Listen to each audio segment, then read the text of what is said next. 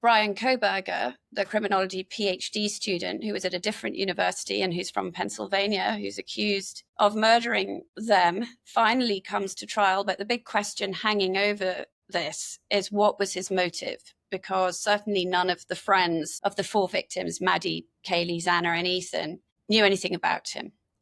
He has had a very, very good defense team, Andrew. He's got it's actually the second case I've heard of it this week, where the public defenders, they can be good, they can be bad. Brian Koberger has a very, very good public defender called Ann Taylor, who, ironically, this is Idaho. It's a very big state, but with a small population. And she actually worked for Bill Thompson, the guy who's the prosecutor.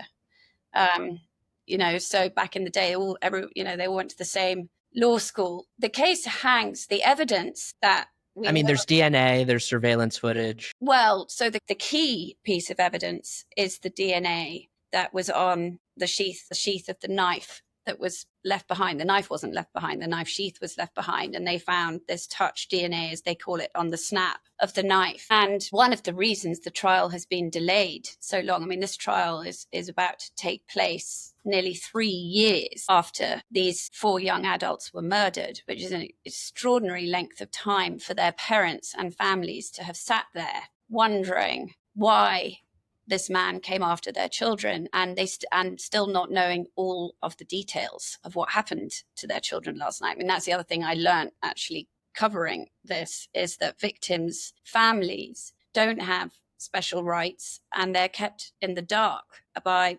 prosecutors to protect the investigation. And it's completely maddening